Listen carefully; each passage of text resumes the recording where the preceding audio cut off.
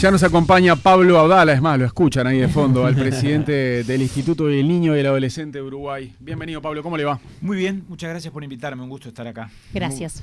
Arranquemos por la crisis del agua, ¿no? Porque ustedes también están trabajando en ese sentido. ¿Qué cantidad de agua embotellada por día están destinando a los centros del INAU? No tengo estimado qué cantidad, sí, porque además nosotros tenemos distintas modalidades de atención. Sí digo que tenemos una cobertura completa en cuanto a la asistencia de agua envasada a todos nuestros centros, lo cual ha sido bastante fácil de solucionar porque INAU tiene una gestión muy descentralizada. Nosotros atendemos en 24 horas y en tiempo parcial los CAIF, los clubes de niños, los centros juveniles, a partir de proyectos que cada uno tiene su propio presupuesto.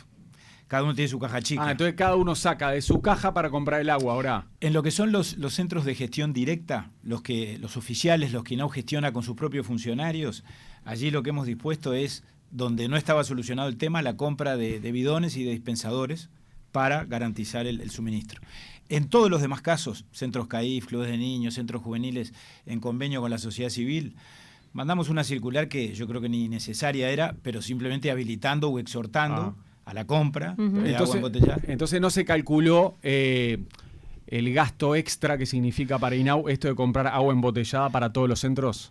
No se calculó porque además estamos hablando siempre de un gasto marginal. Las partidas que nosotros transferimos mensualmente a un centro CAIF, por ejemplo, para que funcione, para que pague los salarios de los trabajadores, para que financie la alimentación, etcétera, etcétera, son más que suficientes para financiar eso y además tienen un margen, al punto tal que muchas veces los centros, es muy común, generan ahorros y van acumulando esos ahorros de esas partidas y después piden autorización al INAU para invertir en alguna mejora, en alguna reparación, ¿verdad?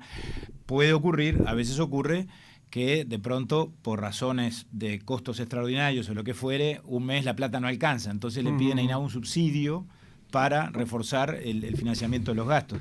Si aquí se diera que como consecuencia del gasto extraordinario en agua envasada es necesario reforzar algún centro, lo haríamos. Pero repito, a esa escala estamos hablando de costos que son marginales.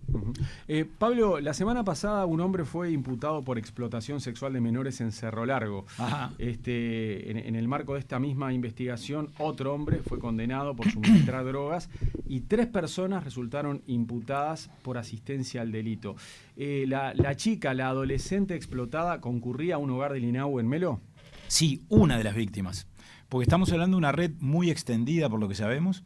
También anoche a última hora tuve noticias de que hubo un cuarto formalizado en el día de ayer, porque la investigación sigue y siguen las indagaciones de parte de la fiscal. ¿Era una red de explotación que operaba solo en Cerro Largo? Era una red, aparentemente, la información que yo tengo y por supuesto con toda la cautela del caso, porque la investigación es reservada y la lleva adelante el fiscal, pero por lo que ya se sabe, era una red que, por un lado, se dedicaba al narcomenudeo o al narcotráfico, y es más, hubo 3 formalizados por la ley de estupefacientes, de eso hace aproximadamente 10 o 15 días, y por otro lado, a la explotación y trata. Y explotación de menores, que, bueno, en este caso había una víctima vinculada al INAU, pero había otras víctimas, o hubo otras víctimas menores, por lo que sabemos, pero también hubo víctimas mayores de edad que estaban siendo explotadas. Pablo, ¿y qué estructura tiene el INAU para poder atender y estar atentos a algún cambio de conducta de los adolescentes para entender que cuando salió al liceo y volvió pasaron cosas tan graves como la que Mariano acaba de describir? Exactamente. María Eugenia, es un ejemplo típico de lo que tú estás preguntando.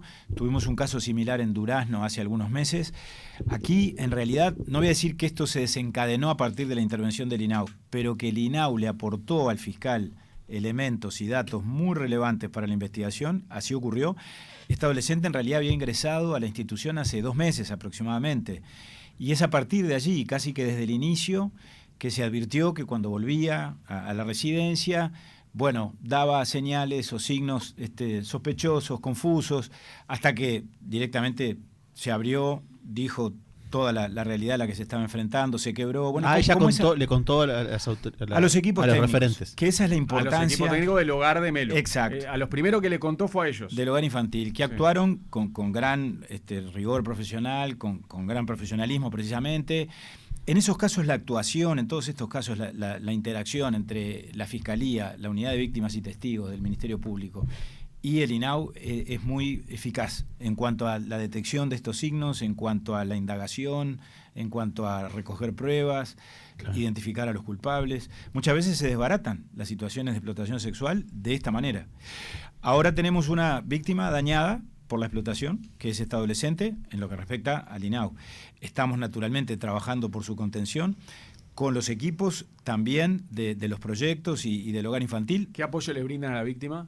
Bueno, además del apoyo diario de que se hospede ahí. Además del apoyo diario, hay un equipo de un proyecto que se llama, es un proyecto de proximidad, ese es el perfil, que es un convenio de tiempo parcial con una organización de la sociedad civil que está especializada en estos temas y que precisamente se dedica a atender o a trabajar con INAU en la reparación del daño, en temas de explotación y en temas de violencia en general, cuando ocurren este tipo de cosas. ¿Y eso se hace adentro del centro, que van psicólogos a charlar con ella, o ella sale del centro para ir a ver a un psicólogo? ¿Cómo es? Bueno, allí se definen estrategias en función de las características de cada situación. Muchas veces no, siempre hay que atender no solo los aspectos vinculados con la restitución de los derechos, con los temas psicológicos, emocionales, etcétera, que obviamente son centrales en todo esto, sino también razones vinculadas a la propia seguridad del adolescente. No sé si en este caso ha ocurrido, y en esto también les pido que me dejen ser bastante reservados, porque nosotros tenemos que también tomar nuestros recados. Tampoco tengo la información a ciencia cierta, pero muchas veces ocurre a pedido de la propia justicia, que por razones de prevenir o de garantizar la seguridad de la víctima, protegerla más y dejarla la trasladamos a otro centro o a otro departamento, ¿verdad? Donde recibe, aunque más no sea temporalmente o transitoriamente. Estamos en un proyecto que se nos ha demorado lamentablemente, y se nos demoró porque un primer llamado no resultó, y ahora hicimos un segundo llamado que estamos abriendo las ofertas en los próximos días. Creo que lo hemos hablado en alguna oportunidad, para tener un centro especializado de 24 horas, especializado en explotación sexual, que puede funcionar en Montevideo o en otro lugar del país, pero para víctimas que están precisamente en una etapa como la de esta adolescente. ¿Hay una cifra en incremento, Pablo, en ese sentido? Bueno, sí, las cifras del CONAPES son muy elocuentes. El año pasado, en el año 2022, se atendieron 529 casos. ¿De abuso? De explotación. De explotación. El abuso en realidad se registra por el es un paso más. Claro, pero además estas cifras son específicas de explotación. Las situaciones de abuso son, por supuesto, absolutamente deleznables y que implican una grave violación de los derechos de las adolescentes, en realidad se registran en el otro subsistema, que es el del CIPIAB, con los demás casos de violencia. Entiendo. Estos son casos de explotación sexual, comercial y no comercial. Sí. Estos 529 casos, no todos empezaron en el 2022, fueron tratados en el 2022, porque obviamente la reparación del daño, trabajar con las víctimas, implica procesos. Sí, capaz que se detectó 2020 y 2021. Exacto. Hay muchos que sí, pero pongámosle, no recuerdo el número exactamente, pero seguramente la mitad o algo menos de la mitad fueron casos iniciados o conocidos o detectados en el 2020. En el caso de esta víctima de Melo, ¿no?, que ustedes dicen que por pedido de la justicia muchas veces hay que protegerla o la trasladan ustedes mismos a un lugar para que se atienda con la psicóloga o el psicólogo, o directamente se traslada a otro hogar para que viva un tiempo afuera de ese ambiente. Eso se hace consciente de que esta era una red de trata y de explotación que todavía tiene gente libre operando, ¿no? O sea, son conscientes de que no es que desbarataron a toda la red, metieron para adentro a 4 o 5 integrantes, pero esa red capaz que sigue viva y siguen operando y explotando a otras menores, ¿no? Repito, Mariano, yo no tengo mayor información que la que me transmiten desde Cerro Largo, el director departamental, que tampoco tiene acceso a toda la información, porque obviamente la información, la indagación fiscal es reservada y nosotros colaboramos con la justicia, somos auxiliares, pero el fiscal es el que tiene toda la información como corresponde. Sin perjuicio, la información que tenemos coincide con el relato que tú hacías, es decir, es una investigación no terminada, que avanza, que se profundiza, y estamos, frente a una red. La explotación sexual, en la enorme mayoría de los casos, no se da con relación a redes de explotación, que las hay y son muy gravosas y muy dañinas, sin duda. La explotación sexual es fundamentalmente un fenómeno individual, familiar, acontece en el entorno más cercano de los y las adolescentes, es practicada muchas veces por los propios referentes afectivos, a veces a cambio de favores, y por eso también se califica como explotación sexual comercial, otras veces no, pero también es explotación sexual por más que haya consentimiento de la víctima, pero sin perjuicio de esto, por supuesto, acontece que existen redes a distinta escala, más pequeñas, más grandes. Esta pareciera, por la información que tenemos, que ha sido de un alcance significativo. Me quedé pensando en eso, de un centro especial para esto. Sí. ¿Cómo trabajarían en ese caso para que no sean señalizadas? O sea, las de Claro. ese hogar son las que están explotadas. Exacto. Por eso es un centro que está concebido como de breve estadía. Ujú. No sería una solución definitiva para esas víctimas, porque eso sería poco menos que marginarlas de la No, y sociedad. estigmatizarlas también, ¿no? Como Este, de una manera o es sea, un Me quedé rótulo. pensando en el estigma. Decía, mira, las del centro de ahí son Que las que después fueron para- explotadas sexualmente. Claro. Revictimizarlas. El propósito es que sea de breve estadía para que vayan, en todo caso, estén allí en esa etapa muy compleja que es la inmediatamente posterior Claro. Entiendo. a la detección del problema. Sí, sí, ¿tá? sí. Cuando allí, la situación de quiebre emocional, de daño físico muchas veces Sin es muy duda. grave. Y entonces, obviamente, si ese adolescente que es víctima tiene además del apoyo del INAU, tiene un núcleo familiar que la contenga fuera del sistema, lo más conveniente es que vaya con ese núcleo familiar y el INAU apoye a esa familia Claro, pero y si a haga el veces viene dentro de la seguimiento. familia la explotación es Pero más cuando complicado. no hay, claro, o cuando acontece Claro. en el núcleo familiar, o cuando no hay referentes afectivos que se puedan hacer cargo y tiene que quedar institucionalizada, allí el inconveniente que surge es que ese adolescente, si vuelve al mismo hogar en el que se encontraba, o si va a otro hogar de adolescente, donde hay adolescentes con otro perfil y que están en otra situación, eso termina siendo complicado para ellas y para las demás adolescentes. Por eso es muy importante tener ese perfil. Pablo, el presidente de la República dijo públicamente que le cree a su amigo Gustavo Penades en este caso que tiene de varias acusaciones por explotación sexual de menores. Y él dice que pone por encima 30 años de amistad, ¿no?, con Gustavo Penades. O sea que hasta que la justicia diga lo contrario, Luis Lacalle Pou le cree a Gustavo Penades. ¿Usted también le cree hoy a Penades? Yo, Mariano, con relación a este tema, más allá de alguna referencia que hice en su debido momento, me he llamado a silencio, a un prudente silencio, que me parece que es la actitud que corresponde que yo asuma. ¿Por el cargo que tiene el INAU también? En función de que hay una indagación judicial que está en marcha, una investigación que empezó y que está avanzando por lo que se sabe. Y bueno, por lo que yo decía recién, nosotros somos auxiliares de la justicia. INAU no ha sido convocado por la fiscal actuante, en este caso concreto, hasta este momento. En ninguna de las denuncias todavía. En ninguna de las denuncias. Y por lo tanto, en ese sentido, yo creo que es el temperamento que debo asumir. Siempre sostuve... Dijo algo al principio.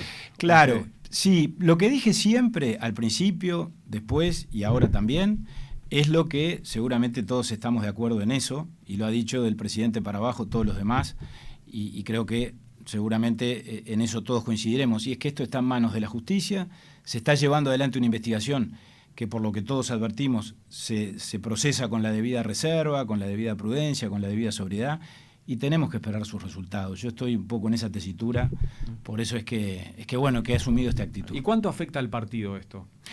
Yo no puedo entrar en consideraciones partidarias, y esto no es por eludir la respuesta, pero tengo que ser muy cuidadoso, porque ustedes saben que, yo no soy legislador, y aunque soy un dirigente político, tengo mis derechos políticos suspendidos por la Constitución, porque los que somos directores de entes autónomos y servicios descentralizados, es estricta la condición de que tenemos que remitirnos o limitarnos a hablar de los temas de nuestra competencia. Entonces, si empiezo a hacer valoraciones de carácter político, estoy violando la Constitución. Por eso me abstengo de hacerlo. En otro orden, Pablo, el INAU rescindió el contrato con el centro Carpel o Carpel, no sé bien dónde se hace. Carpey. En Maldonado. Que está ubicado en el Jahuel, ahí en Maldonado. Este proceso comenzó hace más de 3 años, en el anterior gobierno, y 2 informes de la Institución de Derechos Humanos advirtieron sobre malos tratos ahí. La decisión esta, ¿no?, de rescindir el contrato, ¿se tomó porque confirmaron la veracidad de alguna de esas denuncias? ¿Alguna denuncia puntual fue confirmada? ¿Denuncia de violencia o de maltrato? Estrictamente no. Yo fui a la Comisión de Derechos Humanos del Senado para explicar detalladamente todo este proceso. Fue un proceso muy complejo, muy largo, de más de 3 años. Nosotros heredamos esta situación, y esto no es por responsabilizar a la administración anterior, porque durante estos 3 años la responsabilidad fue nuestra, pero esto de Carpey empezó mal y terminó mal. ¿Por qué empezó mal? Porque un proyecto que debía ser o bien de medio camino para la atención de adolescentes con determinadas patologías o condiciones que debieran ser atendidos en un centro de medio camino, como se conoce comúnmente, o eventualmente un proyecto para la atención de episodios agudos, terminó siendo un proyecto con los 2 dispositivos. Y eso no solo no estaba previsto en las bases, sino que además técnicamente no es recomendable, porque se presta precisamente a, digamos, un deterioro progresivo en las condiciones de la atención. Y eso es lo que a nuestro juicio o el juicio del INAU terminó aconteciendo. Las denuncias, para ir específicamente al punto que tú mencionabas, si bien la institución de derechos humanos hizo varias inspecciones, varios actos de fiscalización, hizo observaciones, ninguna de las denuncias que se recibieron, no solo por parte de la institución, por parte de los particulares, salvo 2, llegaron a confirmarse. De aproximadamente 14 o 15 denuncias, hay 2 sí que están confirmadas, hay 2 que se que confirmaron. no fueron graves violaciones a los derechos humanos, pero fueron sí apartamientos del trato debido. O sea, maltrato. En un caso, por ejemplo, una educadora que sujetó indebidamente a una adolescente y eso derivó en una fractura, ¿verdad? Bueno, por supuesto que ahí se actuó, se intervino, se sancionó a la empresa, después esa trabajadora también fue despedida por la propia empresa. En otro caso, un episodio bastante menor o de menor impacto, significación, ameritó una observación. Ahora, las denuncias como tales, tanto en el ámbito administrativo del INAU, de las investigaciones administrativas que nosotros hicimos, como en el ámbito de la justicia, no llegaron a ninguna conclusión específica. Sí, estamos hablando de menores con trastornos mentales, aparte, ¿no? Que eran 20 que se alojaban ahí en Carpey. La duda es, ¿ahora ellos ya fueron reubicados en otro centro? Fueron reubicados todos ellos. 20, ¿no? Eran 20 cuando se produjo la rescisión. Una parte de ellos, 6 o 7, estaban a punto de egresar o estaban en condiciones ya de volver con sus familias, volvieron con sus familias, algunos con acompañamiento del INAU, y los demás fueron reubicados en otro centro de salud mental. Ahora tú me dirás, ¿y entonces por qué rescindieron? Bueno, rescindimos porque la jurídica, sin perjuicio que esto que yo señalé, advirtió que a lo largo de estos años de ejecución del contrato se había producido un deterioro de la relación contractual y se habían dado incumplimientos a lo largo de ese tiempo, no necesariamente asociados a delitos o a violaciones de derechos humanos confirmadas, como yo dije recién. ¿Pero qué burocráticos? ¿De qué tipo? La conformación del equipo técnico, por ejemplo, que en determinadas etapas no fue la correcta y no lo fue, más allá de que en los últimos tiempos se hizo un esfuerzo por mejorar las condiciones del equipo técnico. El incumplimiento de origen, ese que dije antes, que también la jurídica lo consideró relevante. Y después, con relación a las denuncias, dice la jurídica que aunque no se hayan llegado a confirmar o a probar acabadamente, que la actitud de la empresa, estoy casi diciendo textualmente lo que dice el informe de la jurídica, fue una actitud como si se quiere de naturalización de las posibles violaciones de los derechos humanos, y eso en el marco de los deberes y los principios de colaboración y de buena fe. Todo eso determinó que la jurídica nos dijera, se configuró la rescisión. Y nosotros rescindimos porque estamos en el derecho público. Los casos de maltrato infantil en Uruguay aumentaron significativamente el año pasado, ¿verdad? Sí. ¿Cuál es la explicación? ¿Qué motivo le encuentra a usted? Yo creo que hay 2, Mariano. Una muy directa, muy clara, y quiero decir, y prácticamente de perogrullo, y es que vivimos en una sociedad, no solo la sociedad uruguaya, la sociedad moderna, el tiempo que estamos viviendo es un tiempo caracterizado por una violencia cada vez mayor y que esa violencia se manifiesta en niños y adolescentes como víctimas de manera creciente. Ese es un dato. ¿Cuál es la causa de eso mismo? Seguramente hay más de una.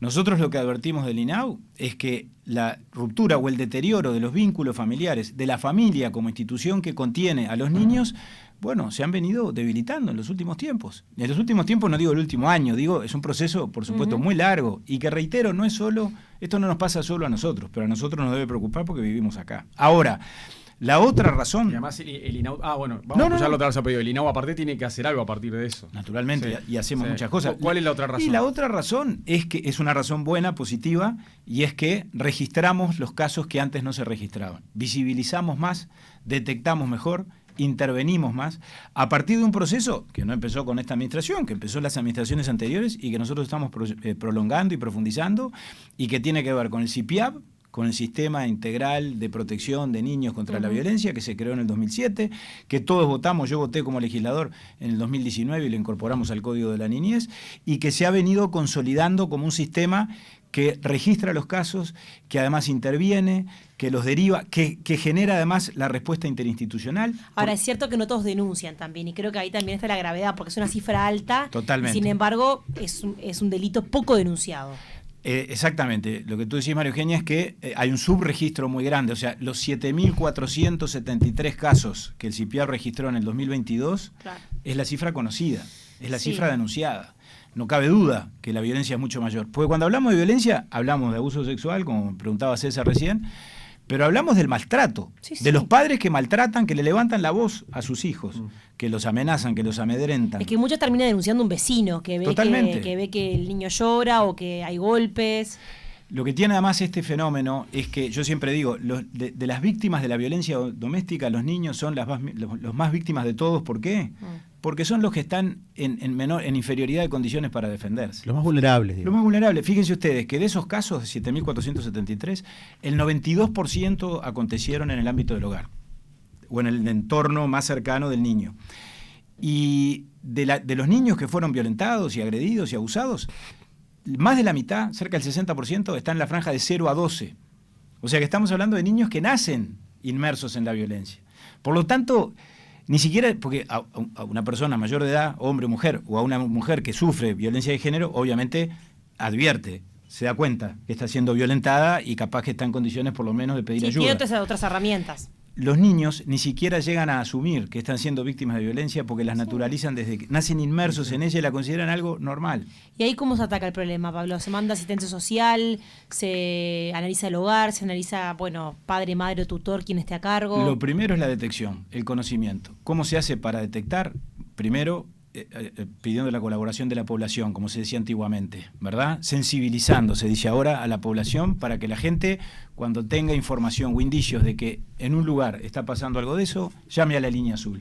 0800 5050, ahora habilitamos el asterisco 5050, que es la línea gratuita, pero ¿por qué es gratuita? No por el tema meramente del ahorro para el usuario, sino por la razón de que el 90 y pico % de las llamadas que entran a línea azul son por celulares. Y el 0800 era solo para fijos. Exacto. Y lo que nos pasaba, Mariano, es que muchas veces llamaban los que querían denunciar, o un niño llamaba, porque a veces llaman los niños o los adolescentes, o llama a otro referente adulto, y por el tema de que no tenían saldo, o por un tema de que no tenían datos suficientes, se nos cortaba la llamada y quedábamos sin poder intervenir. Ahora, ¿se detectan signos de violencia? Tanto o más, y diría, la mayor parte de los casos ingresan desde la comunidad, ingresan porque se detectan en un CAIF. Lo que hablamos hoy de la explotación sexual en el hogar infantil. Sí. Bueno, pero en un CAIF, en un club de niños, en la escuela. Por eso en el CIPIAP estamos todos. Está INAU, está ANEP, está el MIDES, está el Ministerio de Salud Pública. Lo sacamos un poquito del INAU, Pablo. Pero no puedo hablar de política. Yo sé que... No, le vamos a buscar la vuelta y veremos qué responde. Usted quiere que me hagan un juicio político, Mariano. ¿Por qué discrepo con la decisión de Alianza Nacional de apoyar una precandidatura de Laura Raffo? Yo no he discrepado ni coincidido con ninguna decisión de carácter político. Los trascendidos corren por cuenta de quienes, en todo caso, publicaron esas versiones. Francamente, no puedo ingresar en ese terreno, no debo, porque evidentemente estaría violando la Constitución, no puedo hacerlo. El día que digamos que me libere de las ataduras constitucionales que tengo hoy y por lo tanto ya no ejerza la presidencia del INAU, por supuesto, entonces, volveré a la arena política.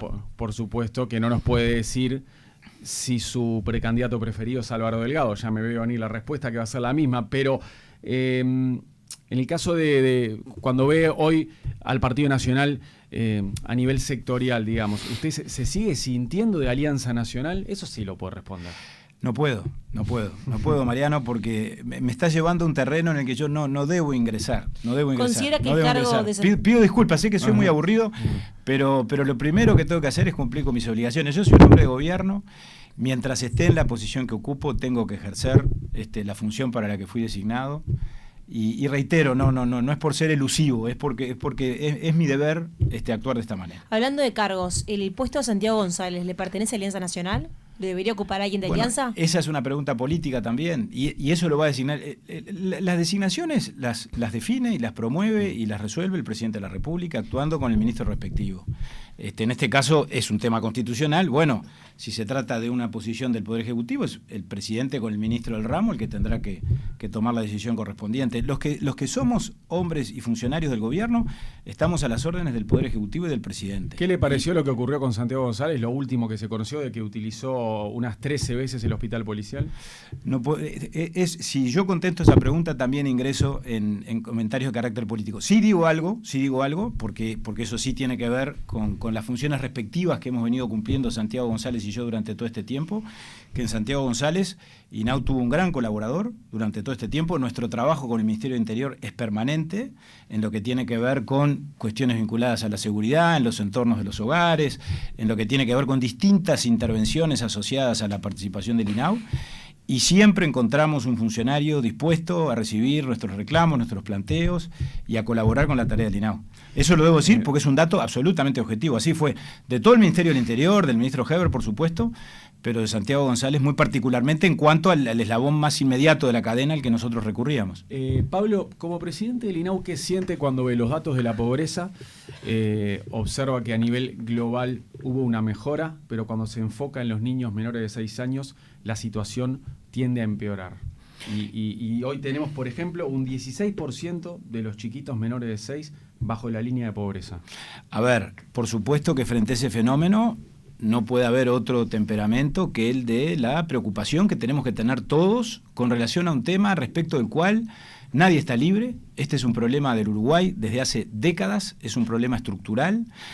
Sería un irresponsable yo si frente a tu pregunta ahora viniera y dijera estamos muy entusiasmados porque en la última medición la pobreza infantil bajó algunos puntos el segundo semestre del segundo semestre. Si miramos solo el segundo semestre, si claro, miramos el año entero no mejoró. Está bien, pero si comparamos el segundo semestre del 2022 con el primero y si comparamos el segundo semestre del 2022 con igual periodo del 2021, hay una baja importante. Que haya una baja importante, hay una baja de algunos puntos.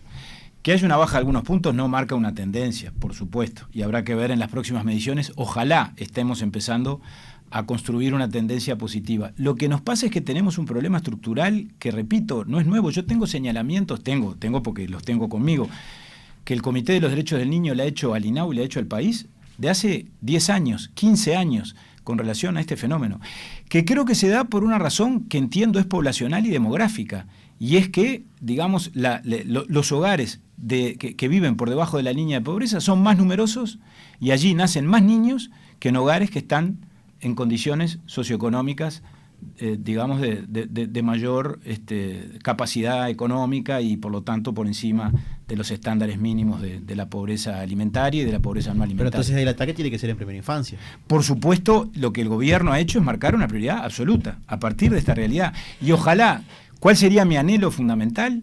Y no sé si eso se va a registrar o no, repito, porque tenemos que ser serios, que esta incipiente o tenue, si se quiere, rebaja de la pobreza o baja de la pobreza de la última medición con relación a los semestres anteriores tenga que ver con los esfuerzos que estamos haciendo, que se están haciendo muchos esfuerzos. ¿Cuáles son esos esfuerzos? Esos esfuerzos son, de parte del INAU, un plan de ampliación de cobertura, como ustedes saben, en los centros CAIF, particularmente orientado a los 2 quintiles más desfavorecidos desde el punto de vista de la distribución del ingreso, los quintiles 1 y 2.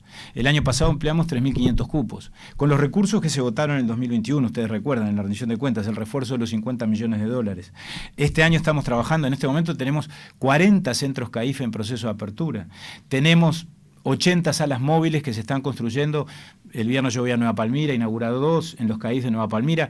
Bueno, son salas donde, como son nuevas, van a funcionar con más niños y eso implica más transferencias para atender a más niños. Todo eso lo financiamos con esos recursos del año 2021. El MIDES está reforzando sus prestaciones, las prestaciones de Uruguay Crece Contigo, la atención de los niños desde la etapa de la concepción, desde la etapa prenatal.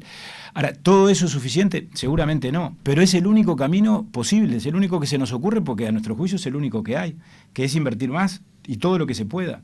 Naturalmente, tenemos las limitaciones lógicas y comprensibles y que todos conocemos de un presupuesto que para eso se hizo, entre otras cosas, la reforma de la Seguridad Social. Obviamente demanda la asignación de recursos presupuestales de una forma muy significativa para pagar las jubilaciones. Por eso se dice el Uruguay gasta más en la vejez que en la infancia. Bueno, pero no porque haya una decisión política detrás de eso, es porque hay una realidad estructural, porque tenemos la cantidad de jubilados que tenemos y tenemos que pagar las jubilaciones. Pero en la parte, yo lo decía en una charla que di en el día de ayer en el Rotary de Montevideo, en la parte que es de libre disponibilidad del gobierno, o sea, cuando hay opciones políticas de asignar presupuesto, no tengan duda que en este periodo hubo una opción muy importante por el INAU. Nosotros somos el 5º presupuesto, si ordenamos los distintos incisos del presupuesto nacional, de acuerdo a la asignación. Tuvimos un incremento del 16% en términos reales en el 2020. Ejecutamos en el 2022 18.000 millones de pesos, que es una cifra un 15% mayor que lo que habíamos ejecutado en el 2021. Estamos haciendo todo lo que a nuestro alcance es posible hacer. Hay un discurso que se ha instalado muchísimo, sobre todo en la vecina orilla, liberal, sobre todo de la mano de Milei, que es el de la no intervención estatal, ¿no? De sacar el Estado cada vez más de y no darle dinero a la gente a través del Estado. Es un discurso también había parte de la oposición que lo hacía durante el gobierno del Frente Amplio. ¿Usted cree que es necesaria esa intervención estatal? Mire, yo integro un gobierno que no ha ido por ese camino. Todo lo contrario. Nosotros en los temas vinculados a la cuestión social, a las políticas sociales y a las políticas de infancia, partimos del concepto de la corresponsabilidad entre el Estado, la sociedad civil y la familia, las personas, la gente. Y entre todos tenemos que construir las mejores soluciones. Todo el Estado que sea necesario.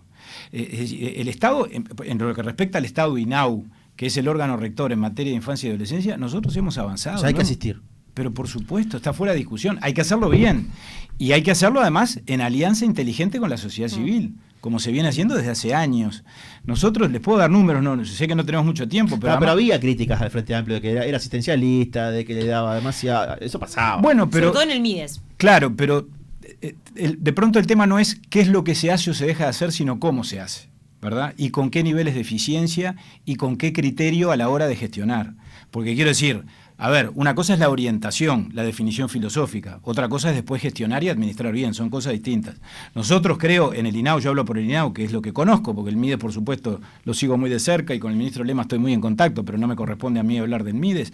Creo que estamos avanzando bastante más allá de la situación que recibimos.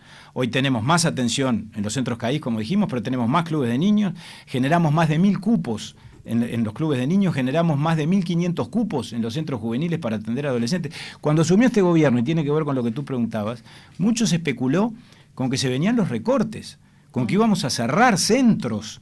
Yo me acuerdo de haber contestado en el Parlamento y públicamente a ese tipo de afirmaciones. No solo nada de eso aconteció, sostuvimos todos los proyectos que siguen vigentes, que estaban vigentes en el 2020, sino que además agregamos muchos proyectos más y ampliamos cobertura en todas las franjas. Pablo, volviendo a un caso que tocamos hace un rato, ¿el INAU se acercó a Romina Celeste Papazo para brindarle contención o para darle algún tipo de respaldo ante la denuncia que hizo ella contra Gustavo Penades? No, y no hubiera correspondido porque es una persona que es mayor de edad. Nuestra competencia es de 0 a 18. Solo con los que son menores hoy. Pero además nosotros no tenemos, digamos... Incluso cuando el presunto abuso sexual fue cuando ella era menor. Sí, claro. Claro. Él dice que si sos adulto hoy, no te brindan apoyo por algo que sufriste hace años siendo menor. No está dentro de las competencias de la institución. INAU. Y nosotros, repito, en todos estos temas, tampoco es que andemos por el país detectando casos. A ver, cuando detectamos un caso nos hacemos cargo y lo llevamos a conocimiento de la justicia. Ahora, cuando es la justicia la que en todo caso tiene conocimiento de una situación o le llega una denuncia por otro conducto, es la justicia la que nos convoca a nosotros, ¿verdad? Nuestro deber es atender y trabajar en la protección y la promoción de todos los niños, que son 100.000 niños que tienen vínculo con el INAU todos los días, pero que por alguna razón tienen algún vínculo que se ha generado ya. Niños y adolescentes. Exactamente. Pablo Abdala, presidente del Instituto del Niño y Adolescente del Uruguay, gracias por visitarnos esta mañana. Muchas gracias a ustedes, un placer. Gracias por la invitación. Gracias. Mariano López, Tuque García, César Sanguinetti. Punto de encuentro. Más periodismo y más comunicación. Campeonato Mundial Sub-20.